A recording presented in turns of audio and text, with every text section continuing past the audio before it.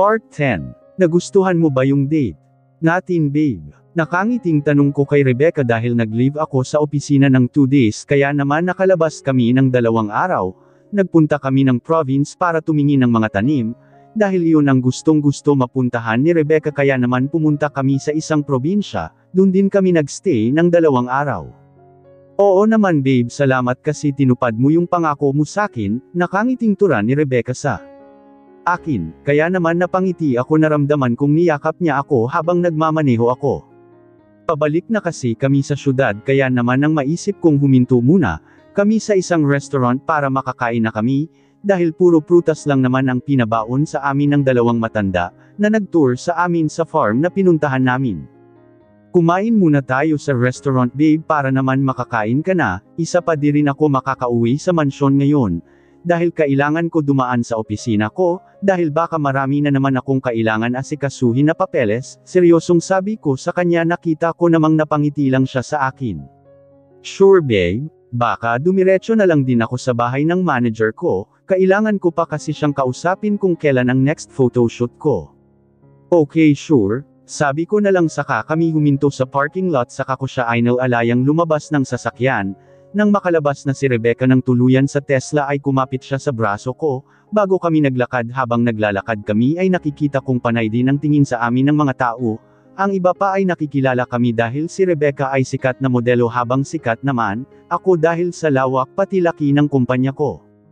Nang makapasok kami sa isang magarbong restaurant ay nagsimula naman akong magtawag ng waiter. Saka kami umorder ng makakain, I want to order vegan charcuterie, and Chateau Margaux 2006 na wine, nakangiting tura ni Rebecca sa waiter kaya naman sinulat naman, agad nito sa notepad ang order ni Rebecca. Give me pasta with lamb rag and Chateau Latour 2004 na wine, wika ko naman, agad din naman inilista ng waiter ang order ko. Nagbaw lang ito sa amin bago umalis kaya naman nang makita kong maraming tao, ang lumalapit sa amin para magpa-picture kay Rebecca ay natutuwa akong pinagmasdan siya. Why are you staring me, babe? She asked shyly, and I just laughed softly.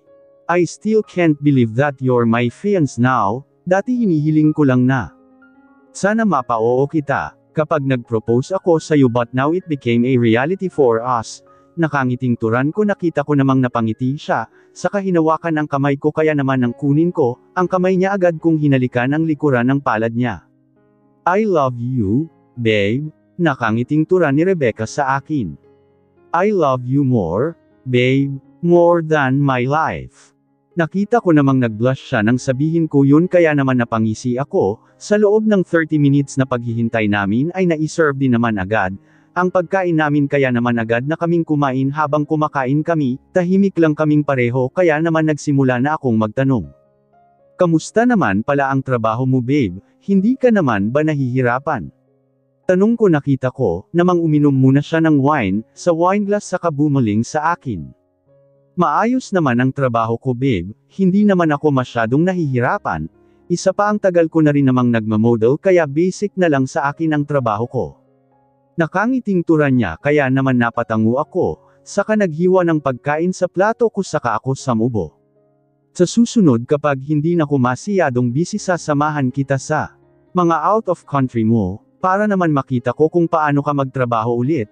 Nakangiting turan ko, nakita ko namang natigilan siya sa sinabi ko, nabulunan pa siya kaya naman agad ko inabot ang baso ng tubig sa kanya, nang mainom niya yon ay muli siyang tumingin sa akin. Ano ka ba babe, nagulat naman ako sa sinabi mo, sabi niya habang pinupunasan ang labi niya kaya naman napakunot noo ako sa sinabi niya. Why? Anong nakakagulat sa sinabi ko? Nagulat ako kasi sabi mo sasamahan mo ako next time sa out of country ko, sabi niya kaagad.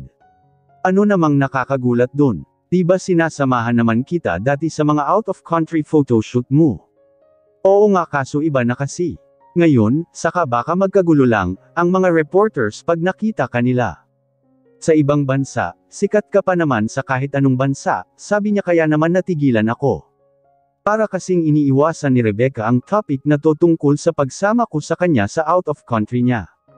Susunod kaya naman di ko na lang siya kinausap ulit tungkol doon, nang magsimula na kaming kumain ulit ay may nahagap ang mga mata ko nang makita ko si Luis na pumasok sa restaurant. Kung nasaan kami ni Rebecca ngayon nakita ko rin na may kasama itong babae.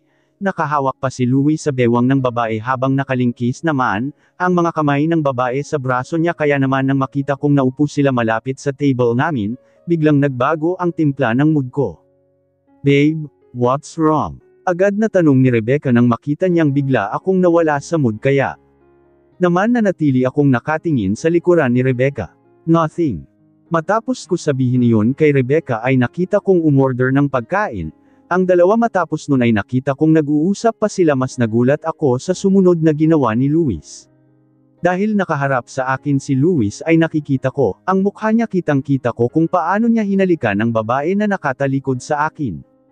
Agad kong kinuyam ang kamao ko saka ako napatayo, nakita kong nagulat din si Rebecca sa ginawa ko kaya naman agad akong naglakad. Papunta sa table nila Louis, nang mapansin niya ako ay agad niyang pinitawan ang babaeng hinahalikan niya agad ko siyang kinuwelyuhan. Dahilan para matamba siya sa sahig nakita ko pa kung paano nagulat ang mga tao sa paligid namin humigpit pa, ang pagkaim ko sa kamao ko dahil sa gigil. What the hell? Why did you punch my honey cakes? Marteng tura ng babae sa harapan ko, nakita kong napakakapal din ang makeup nito kaya naman tumaas ang kilay ko. Babe, why did you punch your brother? Gulat na sabi ni Rebecca sa akin, nakita ko namang di siya makapaniwala sa ginawa ko, pero di ko pinansin ang dalawang babae na nagsalita sa harapan ko. Agad kong kinuwelyuhan ulit si Louis para mapatayo siya muli ko siyang sinapak sa mukha, nang gagantay siya ng suntok ay agad kong nahawakan ang kamao niya marahas ko siyang tinulak, dahilan para masira ang mesa sa lakas ng pagkakatulak ko sa kanya, dahil napahiga siya sa mesa kaya naman nasira yun. Gigil na sigaw ni Louis dahil naramdaman niyang sumakit ang likuran niya kaya naman nang daluhan siya ng babae ay agad kong dinuro ito. Ikaw babae, hindi mo ba alam na may girlfriend na ang lalaking iyan, ikaw naman na tanga nagpapaloko ka naman sa lalaking to. Saad ko sa kanya nakita ko namang pareho sila. Ni Rebecca na nanlaki ang mga mata. Ikaw naman Louis, may nobye kang tao pero ang kapal naman ng mukha mo, para lokohin si Nika. Hindi mo ba alam kung anong pwede niyang maramdaman kapag siya mismo, ang nakahuli sa'yo na may kinakalantari kang ibang babae ha? Galit na saad ko naman kay Louis, nakita ko namang pinilit niyan tumayo nakita ko kung paano niya ako kinuwelyuhan. You, ano bang pakialam mo sa gusto kong gawin sa buhay ha? Inis na turan niya sa akin nakita ko namang umawat si Rebecca sa pagitan namin. Louis stop, wag mo awayin ang kuya mo, pagmamakaawa naman ni Rebecca, shut up. Siya ang naunang sumugod sa akin, kaya wag mo ko utusan. Sigaw niya kay Rebecca kaya naman kinuwelyuhan ko siya ulit, dahil ninas ako sa ginawa niya kay Rebecca. Wag mong sinisigawan si Rebecca. May karapatan akong makialam dahil niloloko mo lang naman si Nika na kaibigan ko, kaya dapat lang nabanggasan ka ng mukha. Mariing turan ko sa kanya nakita ko namang nandilim ang mga paningin ni Louis. Ano naman ba sa'yo kung lokohin ko ang babae na yun?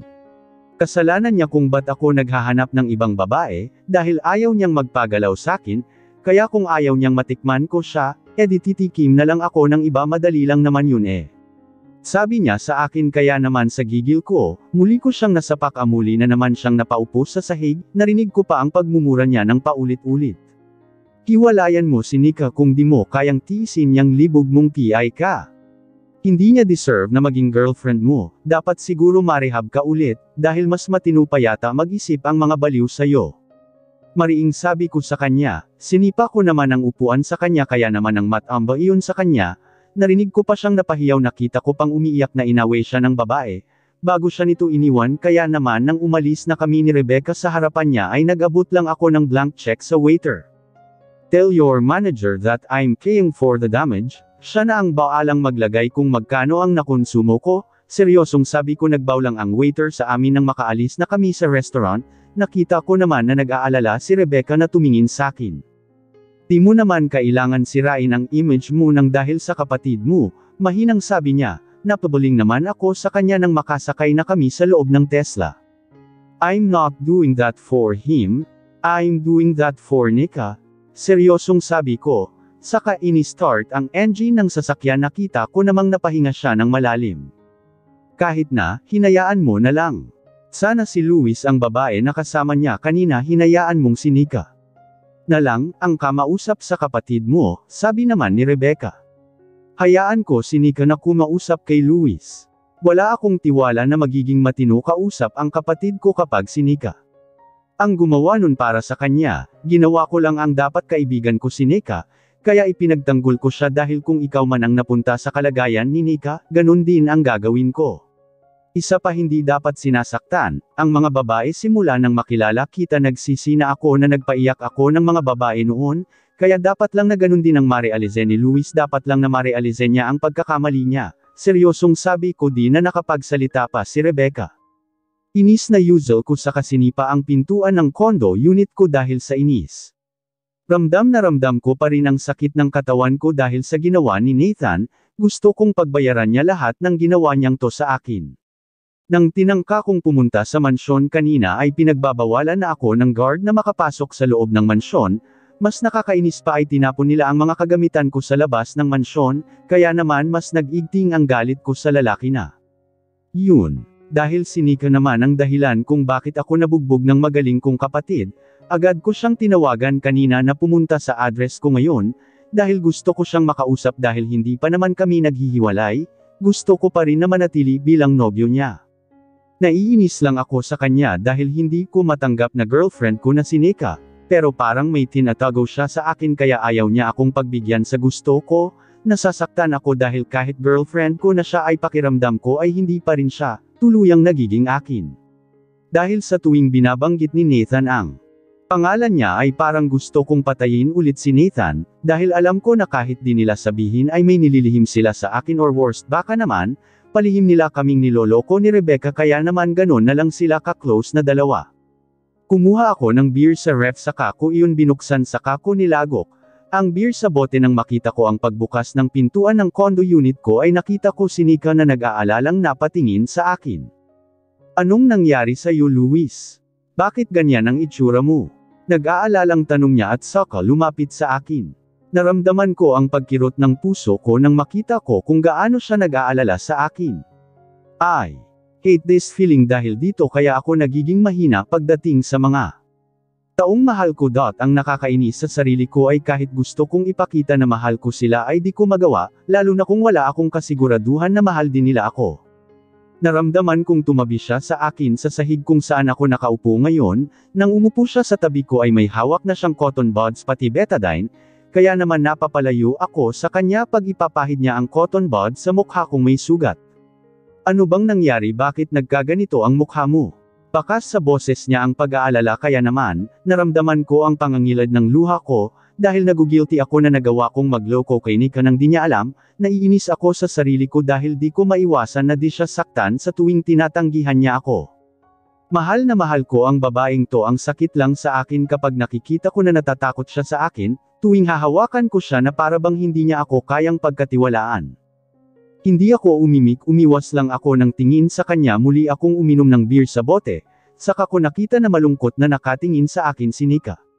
Luis alam kong galit ka pa rin sa akin dahil sa nangyari nung nakaraan. Pero gusto ko lang sabihin na nag-aalala pa rin ako sa iyo bilang girlfriend mo, hindi nun mababago ang katotohanan na girlfriend mo pa rin ako kahit na nagawa mo akong saktan. Alam ko na iintindihan ko kung ba't mo nagawa yun siguro lasing ka lang nun kasi kilala kita, hindi mo ko magagawang saktan kasi mahal mo ako diba? Nakita kong naluluhan na siya nang sabihin iyon sa akin, mas naramdaman ko na parang dinudurog ang puso ko nang makita ko ang itsura ni Nika na ganon. Hindi mo pa ako kilala, malamig na sabi ko sa kanya nakita kong nagulat siya sa sinabi ko, kaya naman muli kong ininom ang beer na hawak ko nakita kong pamatak ang luha niya, agad naman niyang pinunasan iyon. Paano mo naman nasabi? Yun, isa pa kilala kita dahil girlfriend mo ko, hirap na turan niya, dahil pumipyok siya sa tuwing nagsasalita siya kaya naman binitiwan ko, ang hawak kong bote saka humarap sa kanya ulit. Ako ba Nika, mahal mo ba ako? Malungkot kong sinabi sa kanya, nakita kong natigilan siya na payuko kaya naman napatawa ako ng pagak saka ako muling tumayo, para kumuha ng beer sa ref nang marinig ko siyang magsalita, syempre oo kasi kung hindi kita mahal hindi sana kita naging nobyo diba? Nang marinig ko ang sinabi niya ay napailing ako, dahil alam ko naman ang totoong sagot sa tanong ko. Tinanong ko lang naman siya noon kung pwede ko siyang maging girlfriend, Dahil alam kong pareho sila ng kuya ko na in denial sa totoo nilang nararamdaman. Kahit alam ko na masasaktan ako pa rin ang talo, sa huli pinilit ko pa rin na maging girlfriend ko siya. Para tulungan siyang kalimutan ang kapatid ko, pero akala ko lang pala yun, dahil nung sinubukan ko siyang galawin iisa lang, ang nakikita ko sa mga mata niya na para bang gusto niyang dumating si Nathan ng mga oras na yun, para ipagtanggol siya mula sa akin dahil kitang-kita ko ang takot niya sa akin. Paano pa kaya kapag nalaman ni Nika na si Raulo pala, ang nobyo niya, matatanggap pa rin kaya niya ako? Naramdaman kong pamatak ang luha ko dahil naramdaman ko ang paninikip ng dibdib ko sa mga isiping yun, kaya naman agad ko iyong pinunasan saka humarap sa kanya. Nang makita kong umiiyak pa rin siya ay huminga ako ng malalim, "Stop crying already." Inis na saad ko, nakita kong nagulat siya nang sabihin ko iyon, kaya naman pinunasan niya ang luha niya. Nang maupo ako ulit sa tabi niya, kinuha ko ang ulo niya, isinandal sa dibdib ko, huminga ulit ako ng malalim. Mahal na mahal ko si Nika kahit pa na kung ano-anong klase ng kagaguhan ang ginagawa ko sa kanya, natatakot pa rin ako na mawala siya sa akin, kaya kahit di naman totoo ang nararamdaman niya para sa akin, gusto ko sa akin pa rin si Nika. Mahal na mahal kita, alam mo naman siguro yun, di ba? Malungkot na turan ko, naramdaman ko naman na tumango siya habang nakasandal sa dibdib ko, kaya naman hinalikan ko ang bumbunan ng ulo niya, isang beses pa, isang beses na lang susubukan ko ulit. Kapag pumayag na siya, magiging mabuti na talaga ako sa kanya ulit. Kapag tinanggihan niya pa rin ako, wala na akong ibang choice kundi ang saktan siya, ipa-realize sa kanya na ako talaga ang totoong mahal niya, hindi si Nathan. Tumayo ako at saka binuhat si Nika papunta sa kwarto ko. Nang makita kong nagulat siya sa ginawa ko ay agad ko siyang inihiga sa kama. "Please let me." Kinakabahan nang sabihin ko yun sa kanya, saka nang marahan ako ko siya hinalikan sa labi. Naramdaman ko namang tumugon siya sa mga halik ko, kaya marahan akong napangiti at saka siya hinalikan sa noo pababa sa pisngi niya, hanggang sa leeg niya, at saka ko hinawakan ang magkabilang braso niya, habang nakahiga siya sa higaan. Nang makita kong nakapikit ng mariin ang mga mata niya ay nakaramdam ako ng inis, kaya naman hinalikan ko siya ulit pababa sa dibdib niya, at saka ko siya hinawakan sa braso gamit ang isang kamay ko. Saka ko pinagdikit ang braso niya, saka ko hinawakan ang dibdib niya. Nakita ko namang pighil niya ang hininga niya. Nang ipapasok ko na ang kamay ko sa loob ng damit niya, bigla siyang umiling ng marahas, saka nanlalaki ang mga mata na nakatingin sa akin. "Please wag, natatakot ako." Umiiyak na turan niya, kaya naman natigilan ako. Naramdaman ko na naman ang galit ko dahil sa pagtanggi niya. "Bakit ka ba natatakot sa akin, ha? Boyfriend mo naman ako." Nika naman. Galit na yuzel ko sa kanya. Nakita kong kuyom na ang mga kamao niya, kinakabahan na siya habang umiiyak. "Hindi na kita kilala, hindi ka naman ganyan dati, Luis, ah." Umiiyak na turan niya sa akin, kaya naman tumawa ako ng pagak. "Bakit, ano bang iniinarte mo? Diba sabi ko nga sa'yo di mo pa ako kilala? Ito ang tunay na ako, ito ang tunay mo na boyfriend, ito ang tunay na Luis. Kaya tanggapin mo kung ano ang tunay na ako dahil minahal kita kahit na maarte ka." Mariing sabi ko sa kanya. Nakita ko namang umiiyak pa rin siya habang marahas na umiiling. "Hindi, ayoko makikipaghiwalay na ko. Please." Umiiyak sa katakot na takot. Naturan niya sa akin, kaya naman tumawa ako na malademonyo. "Hindi mo ko hihiwalayan dahil papatayin ko ang magulang mo kapag pinagpilitan mo ang gusto mo, maliwanag." Galit na asak ko sa kanya. Narinig kong napahagulgol na siya ng tuluyan. "Please, pakawalan mo na ako, ayoko nito, natatakot ako." Hirap na turan niya, kaya naman dahil nandilim ang paningin ko sa sinabi niya ay sinakal ko siya, saka siya sinabunutan. Malakas ko siyang sinampal. Narinig ko pang napahagulgol na siya ng tuluyan. "Tama na please," nang hihina. Naturan niya, kaya naman tumawa ako ng malakas. "Hindi kita titigilan hanggat di mo na-realize na ako lang dapat ang mahalin mo, kaya kung hindi kita matitikman dapat ganun din ang ibang lalaki sa'yo." Mariing sabi ko, saka siya mahigpit na hinawakan sa braso niya. Marahas siyang hinagis pahiga sa kama, saka ko pinunit ang damit niya. Dahil sa ginawa kong iyon ay mas lumakas ang sigaw pati iyak niya, kaya naman sa inis ko ay tumayo ako, saka hinagis ang lampshade, saka ako nagsisigaw sa galit. "You!" Gigil na sigaw ko at saka ako padabog na umalis sa kwarto ko, saka siya iniwan mag-isa doon habang ako naman ay hawak-hawak ang ulo ko, dahil sumasakit iyon. I hate the fact na nandidiri siya kapag nahahawakan ko. kaya naman tinapik-tapik ko ang dibdib ko, dahil naninikip iyon para akong baliw na natatawa habang lumuha, dahil ang sakit lang na makitang ganon ang reaksyon ni Nika sa akin.